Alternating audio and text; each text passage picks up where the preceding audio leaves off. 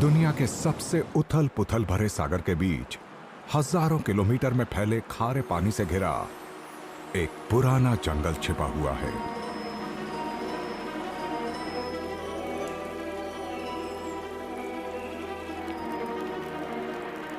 एक जंगल जो हमेशा हरा भरा रहता है, अक्सर धुंध में घिरा। ये पुराने ज्वालामुखियों की ढलानों पर है जो बादलों में मौजूद पानी को जकड़ लेते हैं। ओस से सराबोर ये जंगल इन छोटे द्वीपों के पहाड़ों और ज्वालामुखियों पर मौजूद है, जिन्हें लगातार झंझोड़ती रहती हैं तेज हवाएं।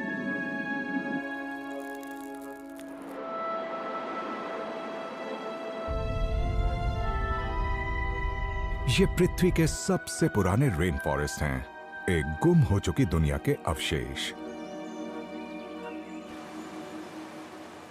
आज यहां सबसे अजीब और सबसे कम दिखने वाले जीव बसते हैं।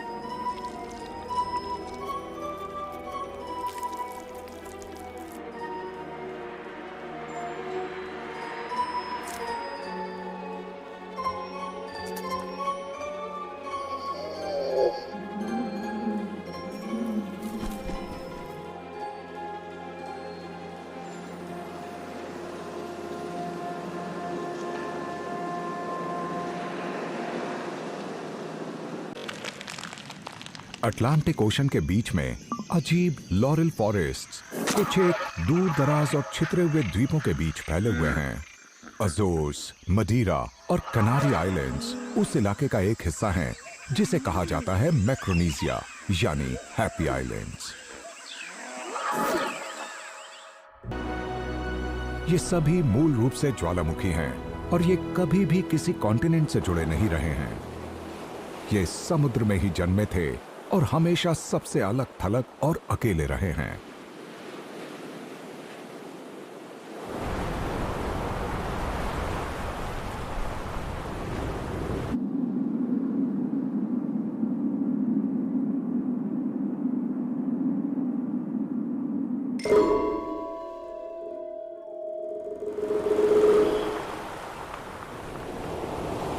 तान बन गया, पर अजोर्स, मदीरा और कैनरी आइलैंड्स के ये जंगल मजबूती से खड़े रहे। हकीकत यह है कि लॉरेल फॉरेस्ट को एक फॉसिल फॉरेस्ट माना जाता है। यहां पेड़ों की ऐसी 25 किस्में हैं जो पुराने दौर से आज तक यहां मौजूद हैं। ये टर्शियरी पीरियड की झलक देते हैं, यानी उस लैंडस्केप का नजारा जो इस प्लैनेट पर 2 करोड़ साल पहले खूब फल फूल रहा था। पर आखिर किस कारण से ये ना सिर्फ उन द्वीपों पर कायम रह सके, बल्कि इतनी दूर दराज जगहों पर बढ़ते भी रहे? इस सवाल का जवाब छिपा है हवा और समुद्र में।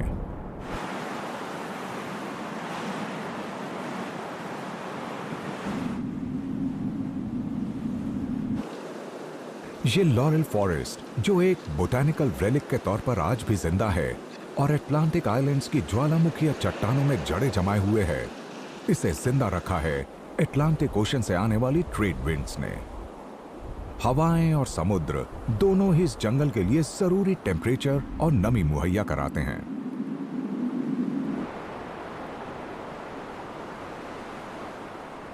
जब नॉर्थ वेस्ट ट्रेड विंड्स समुद्र को पार करती हैं, ये समुद्र की सतह से नमी हासिल करती हैं और उसे अपने साथ ले जाती हैं। लगातार चलने वाली ये हवाएं शीयर वाटर्स पक्षियों के लिए हवाई हाईवेज जैसी हैं, जो मछलियों और स्क्विड की तलाश में लहरों को छानते रहते हैं।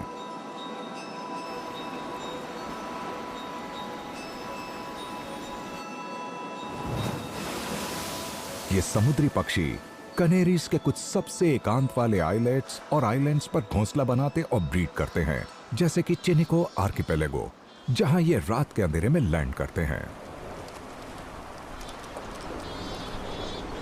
हजारों लाखों शीयर वाटर्स चट्टानों पर और ज्वालामुखीय चट्टानों की दरारों में घोंसले बनाते हैं। ये अंधेरे में अपने चूजों को ढूंढ लेते हैं और उन्हें ताजा मछलियों की खुराक देते हैं।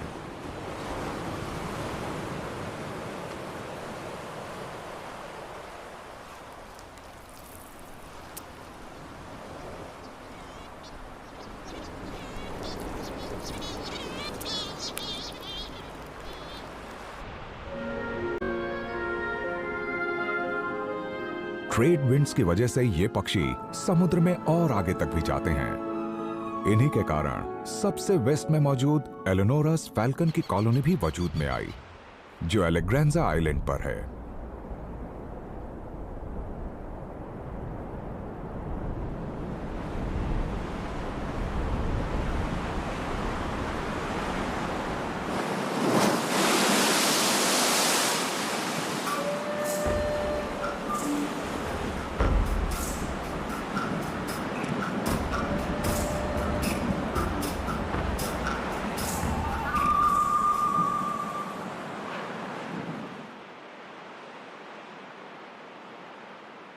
एलेनोरा फैल्कन पेरेंट्स अपने चूजों को उन छोटे माइग्रेट करते परिंदों का शिकार करके खिलाते हैं जो ट्रेड विंड्स के कारण अपने रास्ते से भटक जाते हैं।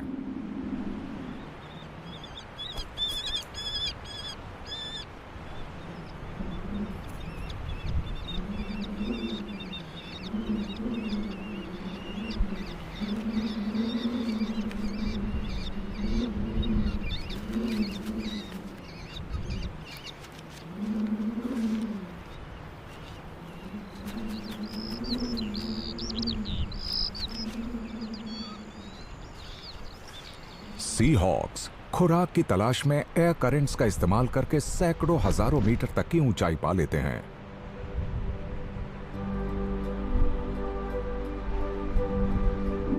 जो हवा हॉक को उड़ाए रखती है, वही 400 से 1200 मीटर की ऊंचाई पर इन द्वीपों से टकराती है और ये नमी से भरपूर होती है।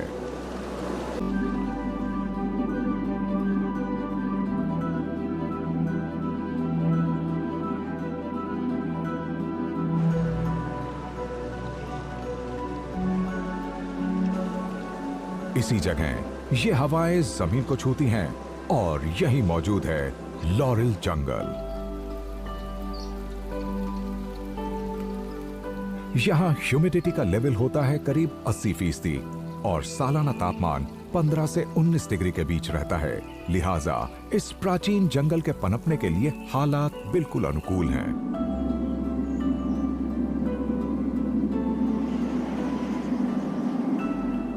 इसी हवा के कारण कीड़े और पक्षी इन अकेले और शांत वनों तक पहुंचे थे। इस एकांत के कारण यहां नई जीव प्रजातियां पनपी। कॉन्टिनेंटल प्रभावों से आजाद इन दूर दराज द्वीपों पर स्थानीय प्रजातियों की संख्या बहुत ज्यादा है और कैनरी आइलैंड्स के साथ भी ऐसा ही है।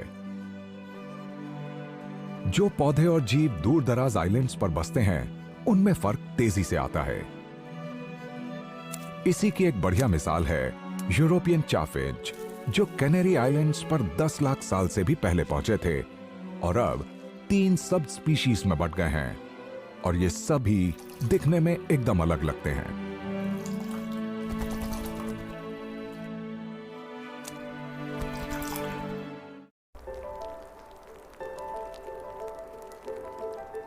हालांकि ये जंगल ट्रॉपिक्स से अलग है, पर ये ट्रॉपिकल रेन फॉरेस्ट से काफी समानताएं रखता है, जैसे कि इसके पेड़ पौधों की डेंसिटी, जिसके कारण जमीन तक धूप पहुंच ही नहीं पाती।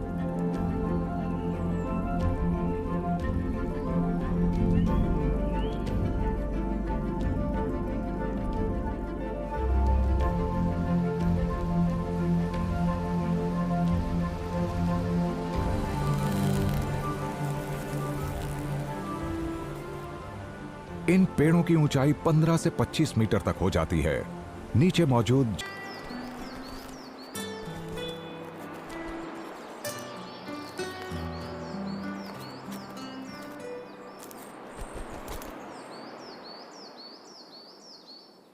लॉरेल फॉरेस्ट में पक्षियों की इतनी कम आबादी इस स्पैरो हॉक्स की आबादी को खास बढ़ा नहीं सकती और हर साल 4 चूजों की परवरिश बहुत मेहनत का काम है। यह भी मुमकिन है कि ये सब के सब जिंदा ही ना बचे।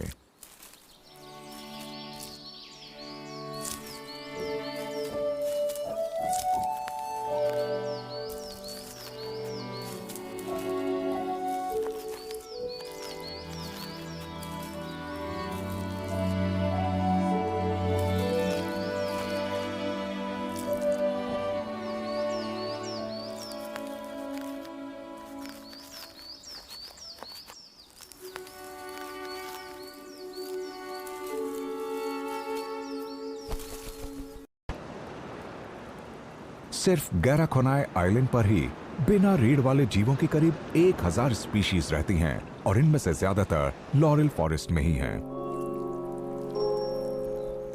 कैनरीज में जिन एंडेमिक स्पीशीज की संख्या सबसे ज्यादा है, उन्हीं में शामिल है लैंड स्नेल्स। एक अंदाजे के मुताबिक उनकी करीब 250 अलग अलग स्पीशीज होती हैं, जिनमें से करीब 80% सिर्फ इसी आर्किपेलागो पर मिलती हैं। ग्लास स्नेल्स की करीब 20 स्पीशीज हैं। ये दिखने में स्लग्स जैसे लग सकते हैं, पर इनका एक छोटा और नाजुक शेल होता है जो इनकी पीठ पर दिखता है। ग्लास स्नेल्स दूसरे स्नेल्स के उलट अपने शेल्स के अंदर नहीं छिप सकते।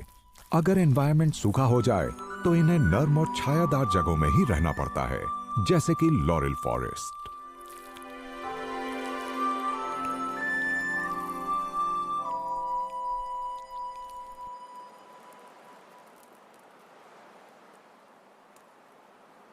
लॉरेल फॉरेस्ट में एक और अनोखा कबूतर रहता है।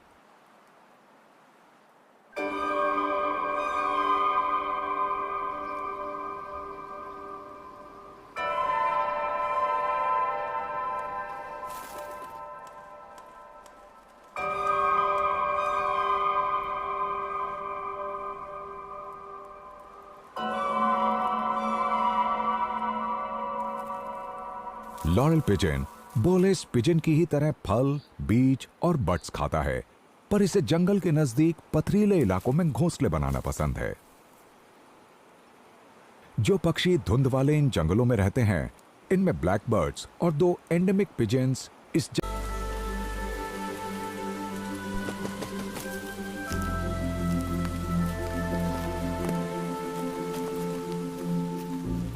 पेड़ों की डेंस कैनपी और बादलों में घिरी शाखाओं के तले पानी की लाखों बूंदों को मॉसेस और लिचेंस जज्ब करती रहती हैं।